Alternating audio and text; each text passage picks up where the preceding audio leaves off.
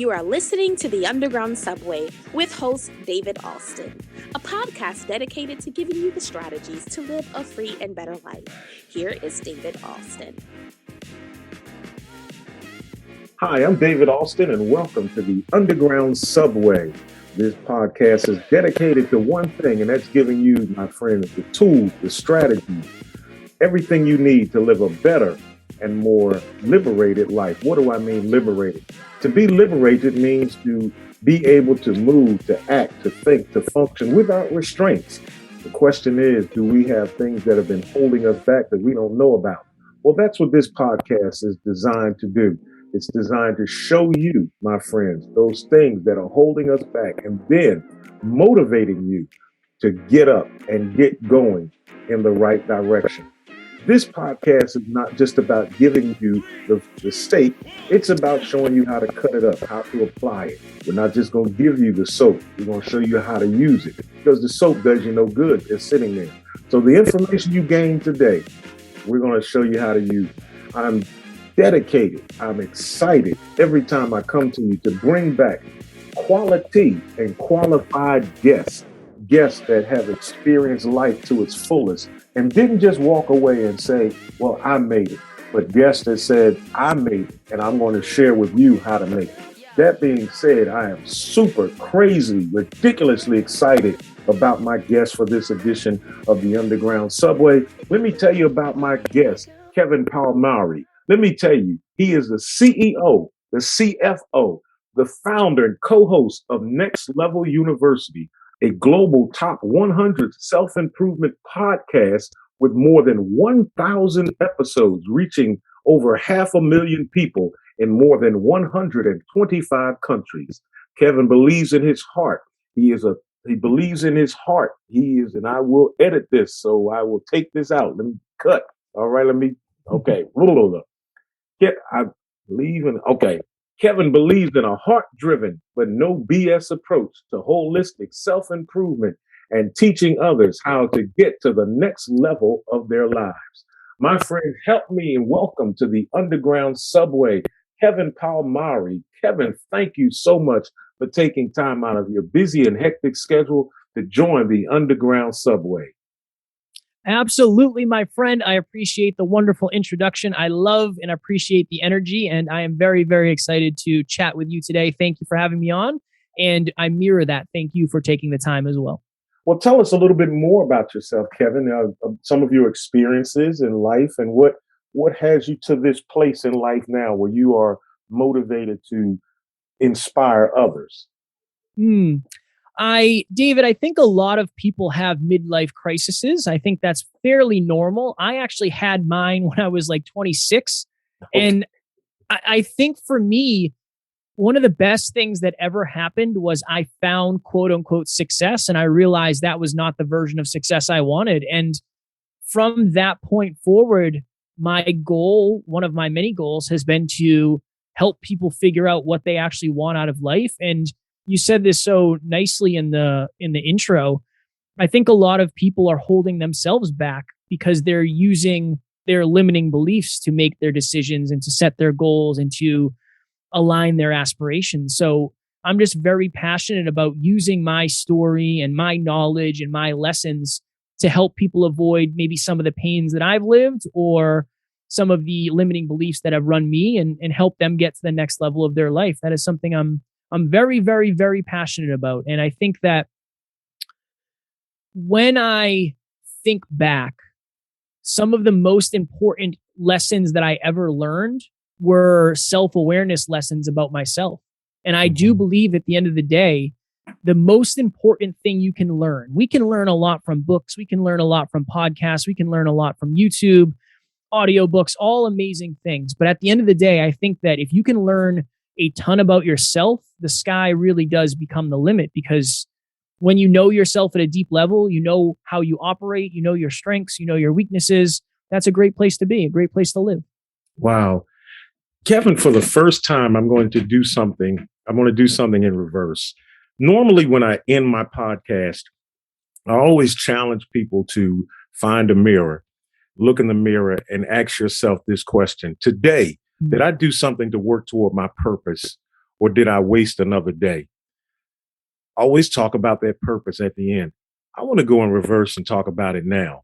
What is, or how can someone find what their purpose in life is? That is a great question. I think that to your point, and again, you and I are in sync right now, David. We're like a boy band. We're in sync right now. I think that you just answered that in a way by saying you have to ask yourself a question. So I think of it like this. Number one, I oftentimes believe that our purpose, we have already lived it and we've already experienced it in some way, shape, or form, but we didn't land on the fact that it was our purpose, our passion, our mission yet. And I think that you have to ask yourself questions. So what really, really, really makes you sad in the world? What really, really makes you excited? What is one problem that you don't think gets enough attention in the world? What makes you unreasonably angry? I think you ask yourself those questions and then those bring up answers for you. And so as an example, if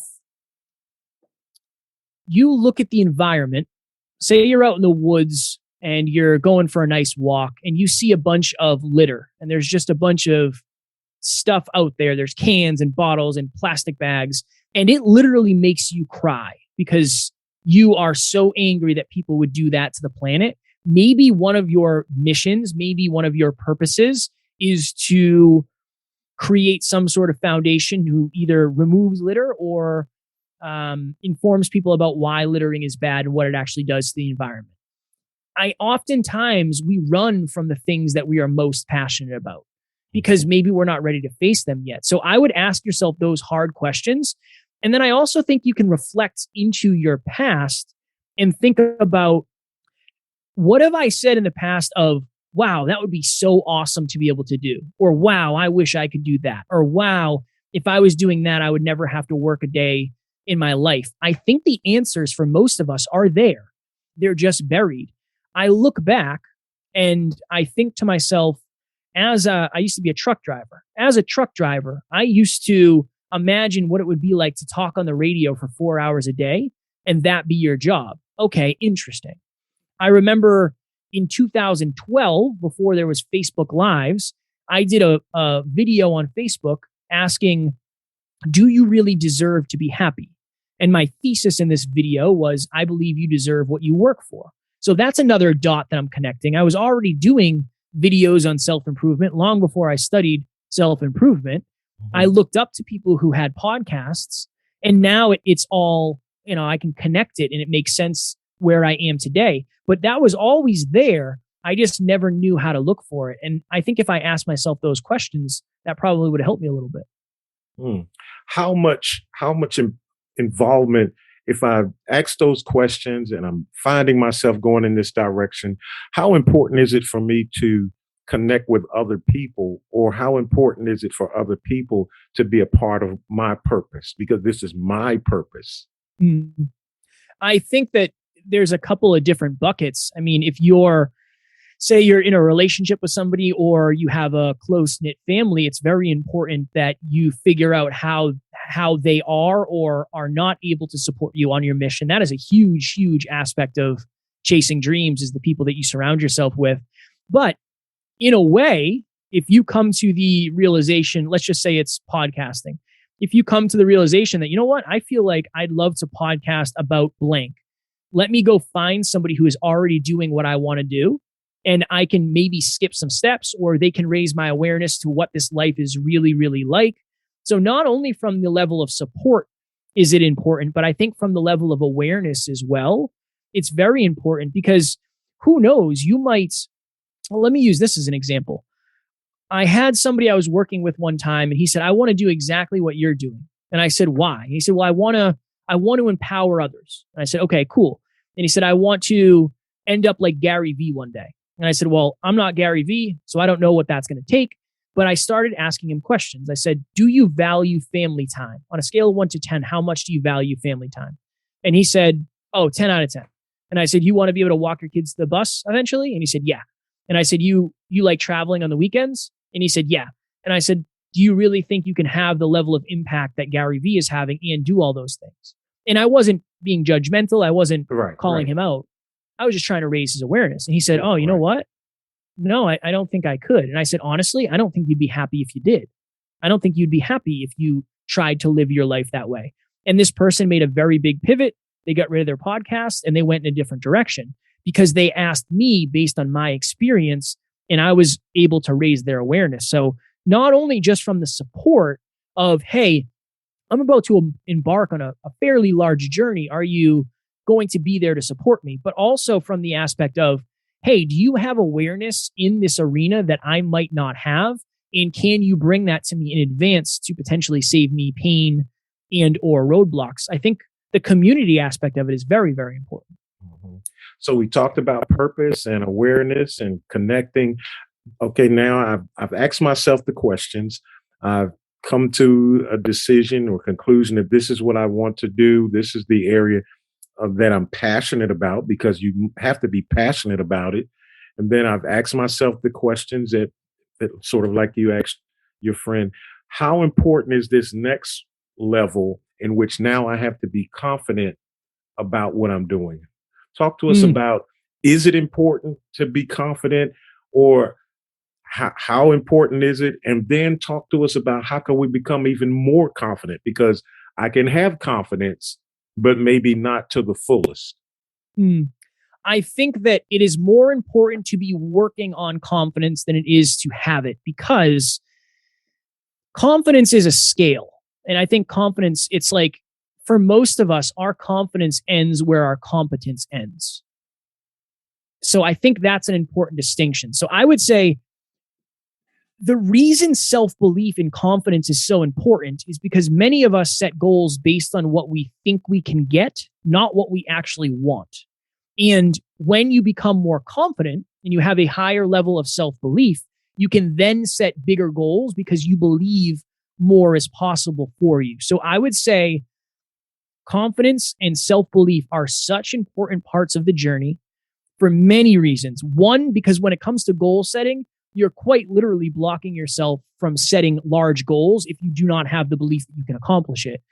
The second part, and this goes back to the community, when people start to doubt you, or maybe people are not supporting you or talking negatively about your dreams, it's very important to have the belief in yourself, because if you don't have the belief in yourself, you're probably not going to find a lot of belief externally.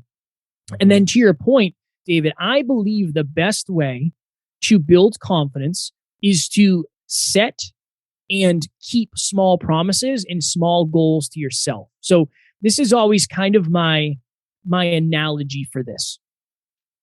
As human beings, I think that we really look at the top of the mountain. We look at the peak.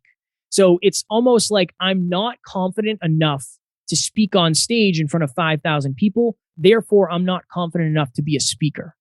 When in reality, the first peak for you to be a speaker is speaking into your cell phone with nobody around and you not showing anybody. So I had somebody recently, I had a call with them, David, and this person said, I want to be a speaker. I said, awesome. What are you doing every day to get better at speaking? He said, I'm not really doing anything. I don't know where to start. And I said, okay, on a scale of 1 to 10, how afraid are you of doing a Facebook Live right now?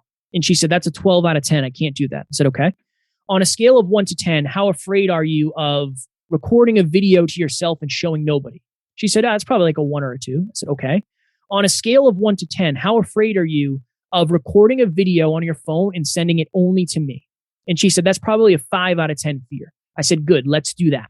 Because it's just out of your comfort zone enough where it's going to be a stretch, but it's not out of your comfort zone enough where it's going to create massive anxiety and it's not going to allow you to actually do it. So from my perspective and my experience and what I've seen studying humans, the number one way to build confidence is through measured action. You don't want to go from never playing tennis to playing against one of the best tennis players in the world. You're most likely going to lose, and then you're going to think, well, I can't do this. But if you go get tennis lessons and you learn little by little by little by little, and you keep stretching just beyond your current capabilities, I believe that is the best way, the most sustainable way, and the actual way to build authentic confidence. And then you can test it. And then the telltale sign is, wow, this is way easier than it's ever been. The first podcast episode I ever recorded was the hardest one I've ever recorded because I had the least amount of confidence. And then after 10, 15, 20, 30, 50, 60, 70, 80, 100, 500, it starts to level up and it starts to become part of your identity. I am the type of person who can do this. So I would say set small goals, knock down small goals, and then reflect on what your thoughts were before you set those goals. And then you can more accurately set goals moving forward. You set your goals. The last two words that you used was moving forward. I'm moving forward. I'm doing what I want to do. I'm achieving my goals, the smaller ones, and I'm also knocking out some of the larger goals. And I look up in a year, and now I am successful. Am I really successful if I don't have any roadblocks or struggles or glitches along the way? Does it help to have struggles in your pathway? I believe so. I believe 100%. And there's a couple of reasons. One, again, I think the gym is a great analogy for life. If I go to the gym and I only lift weight that is easy, I'm not facilitating growth at a very, very high level. But if I go in there and lift weight that is challenging me consistently, I most likely will be stronger. So I believe that the roadblocks, the boundaries, the barriers, the failure points, those become strengths that we can use later. Every single loss is a lesson that you can avoid in the future. I really, really believe that. And again, it's a fine line because you can obviously do harm with this, but if you're consistently stretching your capabilities, you are bound to make mistakes. You are bound to run into roadblocks. And that's usually where the breakthroughs are. The breakthrough usually comes after the breakdown. Just as an example, I recently had some sort of issue with my microphone and my mixer, and I don't know what was going on. It was a problem. And I was on an interview and my microphone stopped working. And I immediately started researching why was that happening. And I came to the conclusion that my USB was loose. There was something wrong with the USB that I was using. I got a new one, and now that problem is solved. So if that problem ever comes up again, I know exactly what to do. So I really do think it's one of those things that sometimes, not all the time, but sometimes the faster the problem comes, the better it is for you because you can solve it and you can kind of guarantee that it'll never happen again in that way. It builds character, it builds resilience, and it really shows you what you're capable of. And I think a lot of people want it to be easy. They think they want it to be easy, but there's something very fulfilling about challenge. Challenge is fulfilling. And your mind likes challenge. Your body likes challenge. Your heart, your spirit, they like challenge because it creates pride in what you're doing. I really do believe that. So not only is it necessary for all the other things, but I think the sense of accomplishment that comes with getting over struggles is something that cannot really be replicated. You know, Kevin, you mentioned, I want to piggyback off of what you were saying. You said that our bodies, our minds, we love challenge. And you mentioned the gym. And if you go to the gym, you're challenging your body. There's also another area that is challenged when you go to the gym. If I go to the gym and I'm working out and I'm not I guess I can't think of a bodybuilder, Hulk Hogan or someone like that, The Rock. I don't look like The Rock. But yet I'm in the gym with other people who may look more like The Rock than I do. But yet I'm standing there in my t-shirt, exposed and working out. It sort of lends itself to me being vulnerable in that case. How important is vulnerability in life for achieving our purpose? Or is it, first of all? Yeah, I think it is unreasonably important. And again, it's interesting because all of these are just multi-level, multifaceted because it goes into a lot of different things. But number one, the level of your relationships is directly, in my opinion, directly related to the amount of vulnerability in them. I really believe that when you're vulnerable in not just your intimate relationships, all relationships, When you're vulnerable, you're actually living in the truth. And when you're living in the truth, you can operate effectively. So that's just the relationship aspect of things. Vulnerability is very, very, very important. Vulnerability, if you think about it from a standpoint of a piece of machinery or a piece of equipment, the most vulnerable place on something is the area that is most likely to break down or get broken, right? That's the way I think of it is, what's the most vulnerable part of a plane? Probably the engines. If the engines go, the flight's probably not going to last much longer. When we think about vulnerability and getting outside of our comfort zone, that requires you to take a risk that could hurt you. And that's kind of what vulnerability is, right? If something happens to the engine, they're vulnerable because they could be hurt and things could go wrong. It's the same for human beings, where if you're constantly living inside of what you're capable of, you're not really being vulnerable toward failure. You're not really being vulnerable toward making mistakes. So I think it is one of the most important things in the world, because it's making sure that you're constantly getting outside of your comfort zone. And this is the other thing. When you do have those failures and you do have those losses and you do have those humbling moments, you can look at yourself and say, you know what? I'm still here. Yeah, things didn't go the way I wanted them to, but I'm still here. And even if the worst case scenario happens, you might be surprised. I remember, speaking of the gym, David, I was at the gym back in the day before I was engaged to be married. And there was this beautiful girl there. And every time I would see her, I would say, I'm going to go talk to her. I'm going to ask her out on a date. Oh, it's creepy. I don't want to do that. Or I don't want to wreck her workout. Or mostly, I don't want to get rejected. And I kept ignoring it, and I always regretted it. And one day she was there and I said, I'm going to do this. I got to do this. I'm sick of letting myself down. And I went up and I said, hey, I see you here often. I don't want to interrupt your workout. And I don't want to bother you, but I think you're very beautiful and I'd love to take you out to dinner. And she said, oh, thank you for the compliment. I think you're handsome. Unfortunately, I have a boyfriend. Or I don't think she said unfortunately. I have a boyfriend.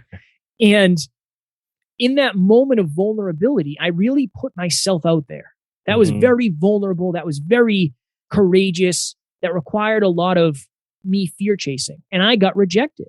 That was quote unquote worst case scenario. But I was very proud of myself for doing it. I actually was quite happy that it went as well as it did. And honestly, when you're in the beginning of your journey and you're being vulnerable and getting outside of your comfort zone, I think the action of doing that is way more valuable than the actual result. So the fact that I didn't get a date or I didn't get a number or I didn't end up, spending time with this person, that matters way less to me than the fact that I actually had the courage to do it. So that's another piece of vulnerability is when you're vulnerable once, that kind of becomes the outer ring of how comfortable you are being vulnerable. And then you can go a little further next time, a little further next time, a little further next time. It's very hard to ask for help if you're not vulnerable. That's another point too. Yeah, that's true. I like that. Well, sticking with the gym, this gym analogy, the vulnerability. Like, what about the fact that I go to the gym and I work out, and I shared with someone before, I bought a shirt. Matter of fact, I was talking to a friend today and he saw a picture of me with a shirt on and he said, man, I love that shirt, but you can't fit it, can you? And I said, well, the picture, everyone is saying that is an awesome shirt, but the picture only shows from the chest up. I said, you really can't see that from the chest down. It's not buttoned because I can't fit it. It's not, I can't fit it.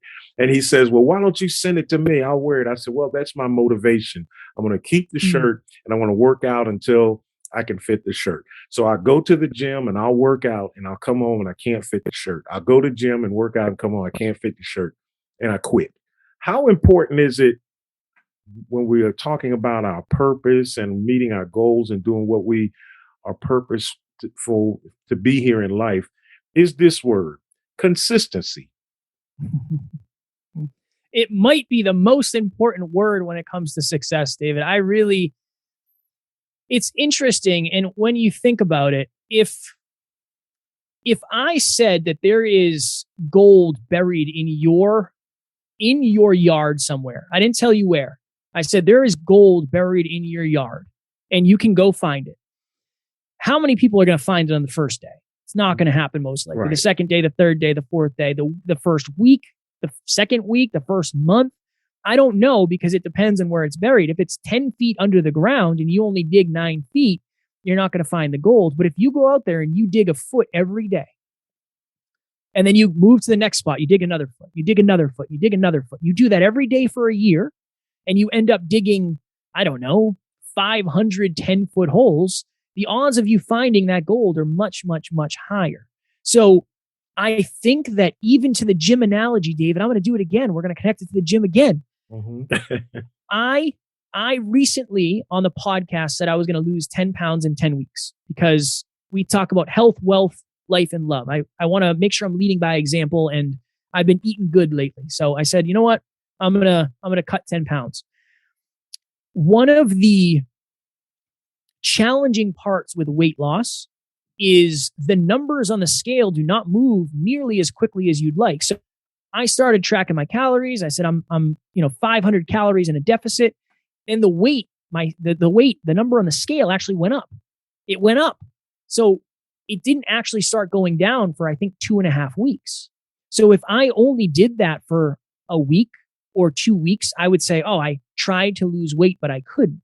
But if you don't do something consistently, you don't actually get the real result. You don't get the real answer. So anybody can sign up for a gym membership, but the people who get the results are the ones who really, really, really go. Anybody can set a goal, but it's the people who consistently show up and try to get a little bit better every single day who get there. Anybody can do 1,000 episodes of a podcast, but it's the people who say, you know what? We're never, ever, ever, ever going to miss, and we're going to show up consistently forever, that end up getting there. And I believe it's one of the most important things, and it's one of the most challenging things, because as humans, it requires us to delay gratification. As humans, it requires us to tap into inspiration and motivation very consistently. And as humans, I think it goes against our nature of, I'd like a quick fix. And honestly, full disclosure, being consistent is hard and it sucks sometimes. Yes. And it's understandable why many people aren't it. I very much understand, and I empathize with that. And I've had my bouts of that too. So I very, very much understand. What do you think? Let's stick with the gym. Being we're here, we might as well just ride this theme out. You went to the gym, you worked out, and you're looking good and buffed and everything. And I'm just struggling, starting. Oftentimes in the gym, the good looking guys like you, they don't really talk to the guys like me and tell us how we can do it. Well, what would you say to a person that's trying to really get themselves established, whether it's in their purpose or looking at your bio in business? You have a strong business history. You're, very successful in business, being the founder of a company. You're the founder of Next Level University, self-improvement podcast. It's a business. What would you say to someone just starting out that's struggling? It's a great question. It's number one, it's very personal, and I think it depends on where they are, but there's a couple questions I would ask.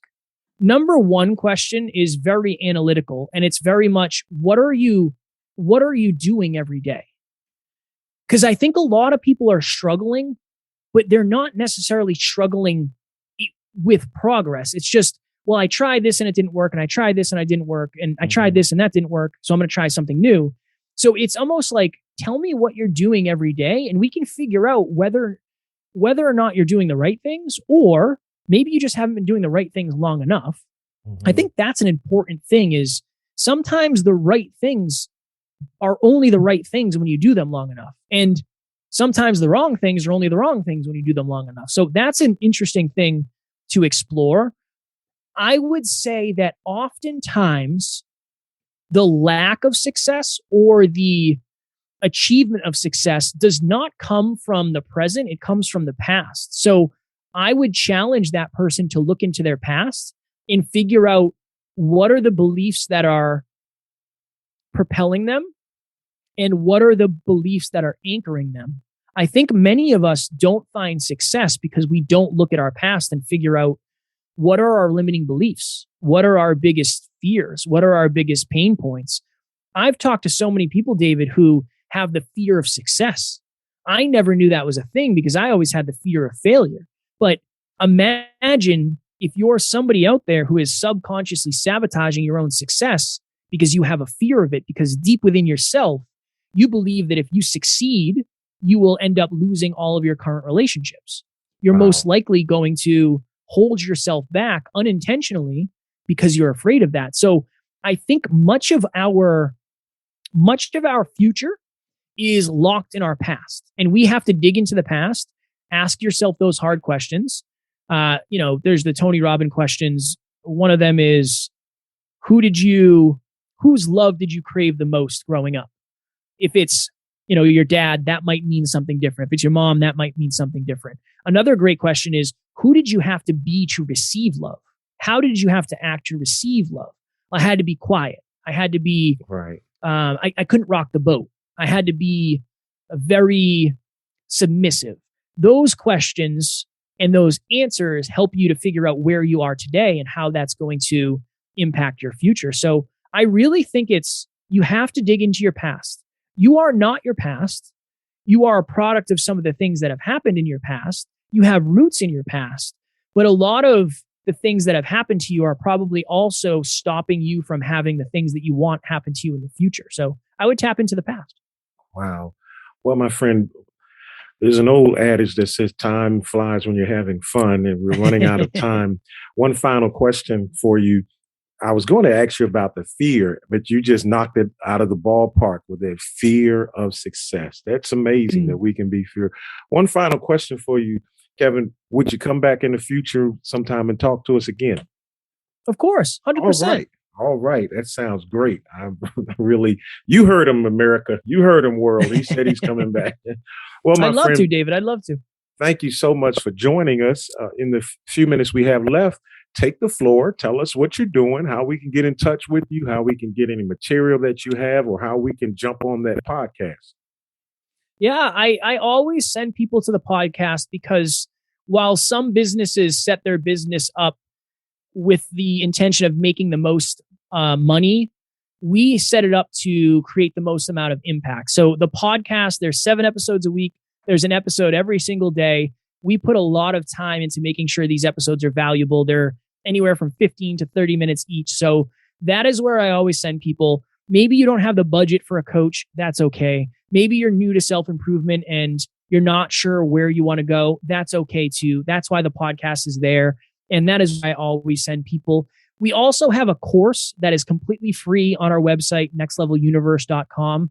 It's an hour and a half of Alan and I in our studio on video, delivering what we believe are some of the most important fundamentals. There's worksheets, there's cutscenes.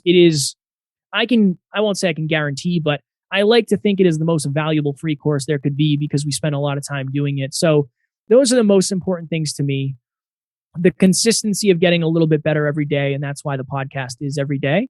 And if you want to reach out to me, my handle on Instagram is @NeverQuitKid. My name is Kevin Palmieri. You can find me on Facebook and LinkedIn as well. And I would love to connect. If you have any questions, any comments, any feedback from this episode, I am happy to hear it.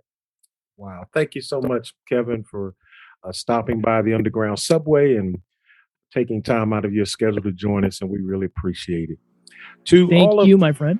To all of our listeners, we thank you for joining us. We thank you for taking time out of your schedule to board this train. I take it not for granted that you have optionally taken that decision, that choice to listen to this podcast. And I know that it has helped you. I know that it has been an inspiration to you. Why can I say that? Because the words of Kevin Palmieri has really inspired me. And I'm inspired to work harder, to be consistent, to deal with the vulnerability, to deal with the fear, to be the best me that I can be. Well, my friends, I appreciate you. Those that are listening on the treadmill, I thank you. Those listening in the car, listening at work with your AirPods, wherever you may be, around the house with your Bluetooth, I just thank you for joining us. I hear the music playing, which means that this train is pulling into the stop. It is time for you to exit this train. This edition of the Underground Subway is coming to an end. You can hop on, make sure you take all of your belongings with you. We'll see you when we come back around to pick you up the next time. But don't forget, I want to challenge you tonight. Before you go to bed, find a mirror, look yourself in the eye, and ask yourself that question. Today, did I do something to work toward my purpose? Did I do something to make this world a better place? Or did I simply waste another day? Think about that. We don't have any more time to waste. We need to live on purpose and with a purpose. I'm David Austin, the host of the Underground Subway, your conductor. We'll see you next time right here. Have a great day and an even better tomorrow.